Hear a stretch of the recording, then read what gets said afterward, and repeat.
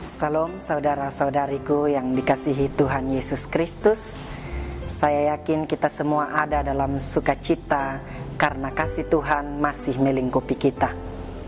Jumpa lagi bersama saya, Marcella Isbuke, dalam acara Santapan Rohani Hosana. Kita akan belajar firman Tuhan yang terambil dari Yohanes pasal 16 ayat 12 hingga ayatnya yang ke-15. Sebelum kita membaca dan merenungkannya, mari kita berdoa. Bapa dalam kerajaan surga, kami bersyukur dan berterima kasih untuk cinta kasih dan tuntunan-Mu yang Engkau berikan kepada kami. Pada saat ini kami datang seraya mengucap syukur untuk tuntunan yang Engkau berikan kepada kami sampai saat ini. Oleh sebab itu kami akan membaca, merenungkan akan kebenaran firman-Mu Bapa. Berkati kami agar apa yang kami baca tidak lalu begitu saja, tetapi boleh menjadi pedoman dan langkah-langkah bagi kehidupan kami hari lepas hari. Berikan Roh Kudus-Mu untuk senantiasa menuntun kami yang mendengar, baik hamba yang berbicara. Dalam nama Tuhan Yesus kami berdoa. Amin.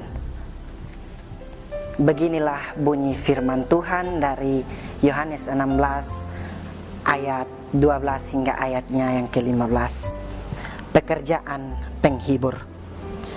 Masih banyak hal yang harus kukatakan kepadamu, tetapi sekarang kamu belum dapat menanggungnya.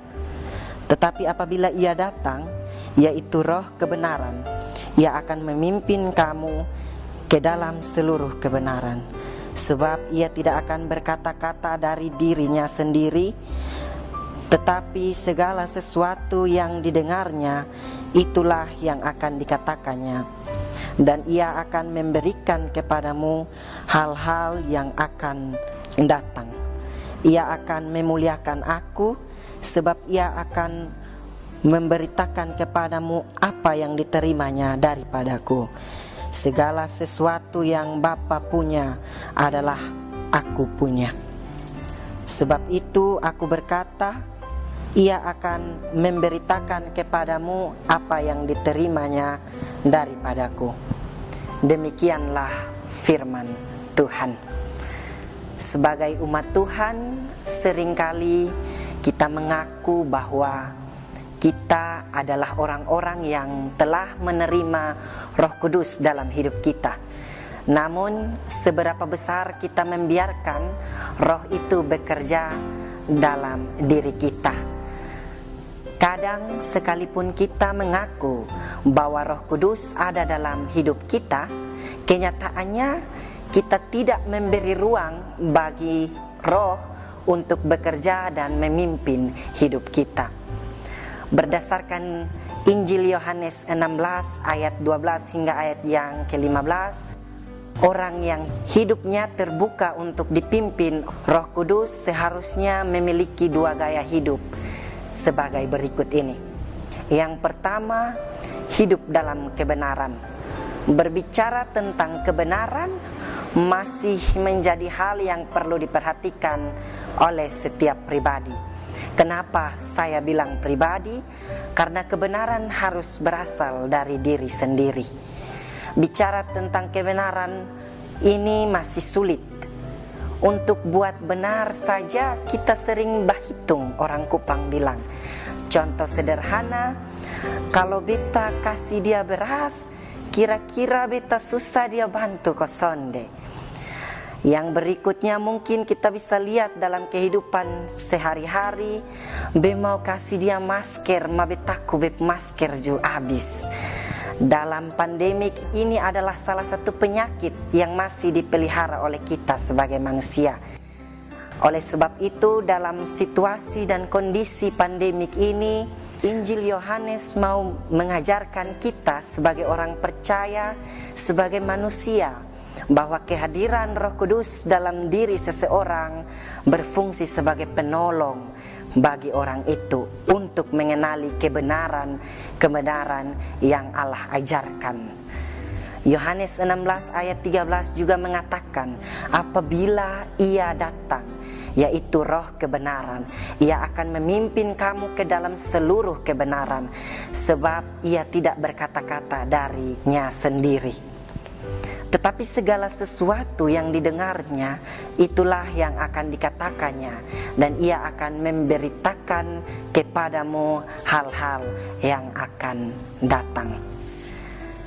Kekasih Tuhan sekalian, jika peran Roh Kudus seperti itu, maka sebenarnya orang yang hidupnya dipimpin Roh Kudus akan semakin dimampukan untuk mengerti kebenaran dan hidup dalam kebenaran itu.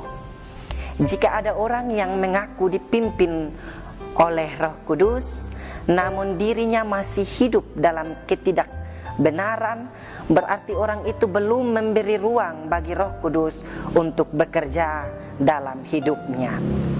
Yang kedua, memuliakan Allah. Siapapun yang hidupnya dipimpin oleh Roh, seharusnya orang itu hidup memuliakan Allah, sebab kehadiran Roh Kudus di dunia juga berperan untuk memuliakan Allah Bapa dan Yesus Kristus.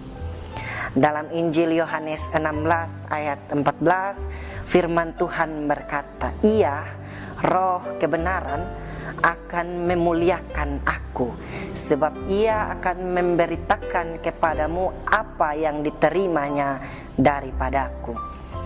Jadi barang siapa yang hidupnya dipimpin Roh Kudus, tentu orang itu akan melakukan seperti apa yang dilakukan Roh Kudus itu bagi Allah, yaitu memuliakan Allah dalam sepanjang hidupnya. Memuliakan sendiri menurut Kamus Besar Bahasa Indonesia berarti menganggap atau memandang mulia, sangat menghormati atau menjunjung tinggi. Ya, oleh sebab itu bagaimana dengan hidup kita? Kita adalah orang-orang yang mengaku sebagai umat yang menerima Roh Kudus dalam hidup kita. Namun, sudahkah kita hidup dalam pimpinannya? Sudahkah dua gaya hidup ini tercermin dalam kata dan perbuatan kita sehari-hari? Hiduplah dalam kebenaran, memuliakanlah Allah melalui hidup kita. Kekasih Tuhan sekalian, kiranya renungan ini dapat menjadi pedoman dalam hidup kita hari lepas hari. Amin. Mari kita aminkan firman ini dengan kita berdoa. Bapa dalam kerajaan surga, kami bersyukur untuk firman-Mu yang datang pada kami pada saat ini. Kami belajar dari Injil Yohanes bahwa kehidupan kami seharusnya dan selayaknya dituntun oleh kuasa Roh Kudus-Mu. Oleh sebab itu Bapa, mampukanlah kami untuk mengundang Roh Kudus tiap-tiap hari, agar Roh Kudus mampu membantu kami dalam kehidupan kami hari lepas hari. Kiranya apa yang kami baca, apa yang kami refleksikan bersama boleh menjadi pedoman dalam kehidupan kami hari lepas hari. Dalam nama Tuhan Yesus kami berdoa. Amin. Kekasih-kekasih Tuhan sekalian, demikianlah santapan rohani Hosana saat ini. Semoga berkat firman Tuhan menguatkan iman kita. Sampai jumpa lagi dalam kesempatan berikutnya. Tuhan Yesus memberkati kita semua. Shalom.